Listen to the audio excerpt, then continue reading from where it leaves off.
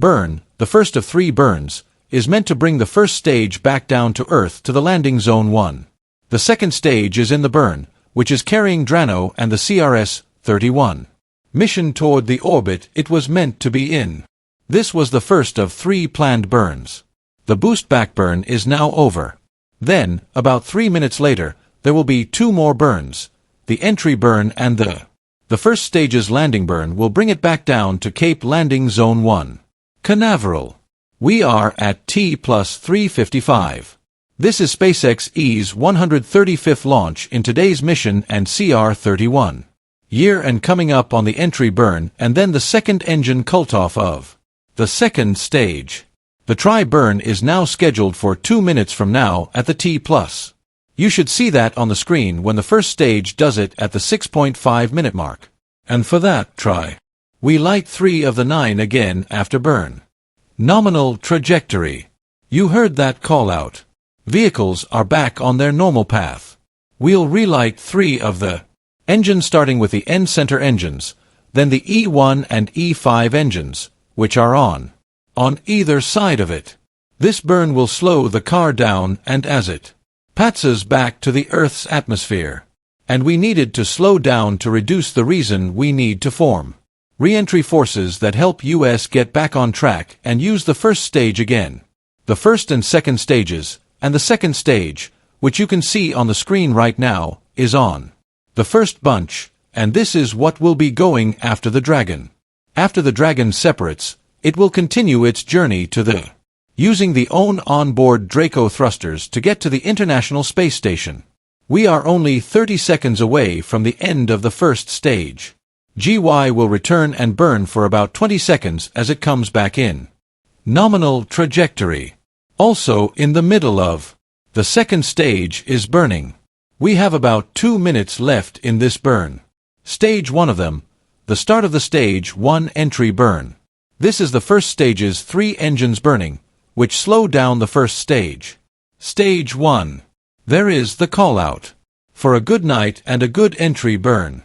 The termination testimony system is being set up. The views of the nighttime on the Cape Canaveral coast are really cool. The first stage has done the entry burn for the 5th time, and Falcon 9 is the world's first orbital-class reusable rocket, and this is important because it lets US use the most expensive part of the rocket kettle again, which makes it harder to get to the stage. You should be able to see the landing burn starting in just a few minutes. There is.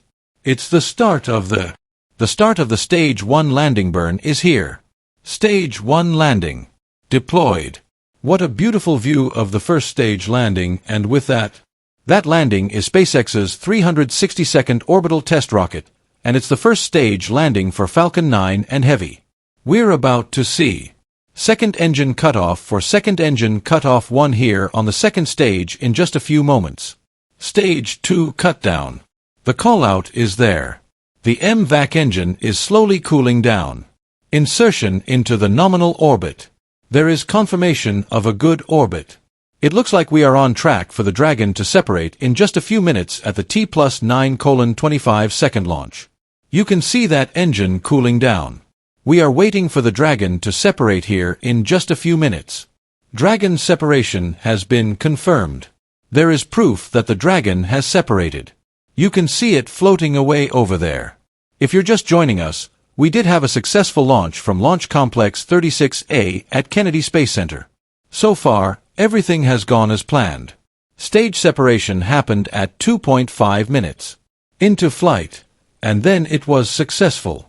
The first stage of the Falcon landed on Landing Zone 1. This is the 5th time this booster has landed. And for those who are following along, this is the Dragon. The spacecraft had already helped with 4 commercial resupply missions for NASA, including 21, 23, 25, and 28. At about a few minutes ago, we had a successful second engine cutoff, and this was followed by Bacon formation of a good orbital insertion. We recently saw Dragon separation floating away from the second stage as it starts its trip to the International Space Station. We should see the nose cone deploy here for Dragon shortly as well. Dragon, you saw, was drifting away from Falcon's second stage. Let's check in with Joseph as we get ready for nose cone deploy and see what is in store for the rest of the flight. Thank you very much. We're keeping up with everything here. A great launch of Dragon from 39A in Florida. It's great to see Dragon in orbit. We're waiting for the nose cone to deploy, and it's about to start here in a few minutes. The very tip of the Dragon's spacecraft, and once it is deployed, IT will expose the 4 forward bulkhead Dracos. The Draco thrusters will execute a series of maneuvers to raise Dragon's orbit and meet up with the. In just over half an hour, the International Space Station and everything else will start. Now, Dragon is carrying more than 3 tons of cargo to the International Space Station. The Expedition 71 crew includes crew supplies, of course, as well as science investigations, spacewalk gear, vehicle hardware, and computer resources. The Dragon is also carrying a lot of food for the crew on board, and the common and fun question. We at NASA know what kinds of things are inside Dragon and what the crew is doing on their way to the station. We also know that there is a fresh food kit that includes. There are now some fruits and vegetables on the way into Dragon, like citrus, apples, blueberries, and sweet onions. There are also 4 zipper crew kits that include crew preferences for coffee since the holidays are coming up. There is 1 bulk overwrap bag, or BOB, that has holiday items like crab, lobster, and quail. There are also 110 bulk overwrapped bags with menu items, and as we take a look at them, the International Space Station Flight Control Room is here in Mission Control Houston. To the left, you can see the control rooms that are keeping an eye on Dragon's progress. The teams at SpaceX are keeping an eye on Dragon's journey, which will continue into the early morning hours and through the phasing burns that will be needed to get Dragon to the space station by. Before docking, both teams work together to connect the cargo craft to the orbiting laboratory. We are still waiting for the nose cone of the Dragon craft to deploy. We are in Mission Control Houston, where we watch everything. We talked about the series of bunches that the spacecraft needs once it gets into orbit, which it just did in about 30 minutes. The first round of 5 burns that will take Dragon to the next phase of the mission. We are still waiting for the confirmation of the nose cone demo and will be looking closer at what is in the next few hours in store for the Dragon spacecraft. Now immediately after Dragon separated with a Falcon 9 IT begins what we call the activation and rendezvous phase mission. During this phase,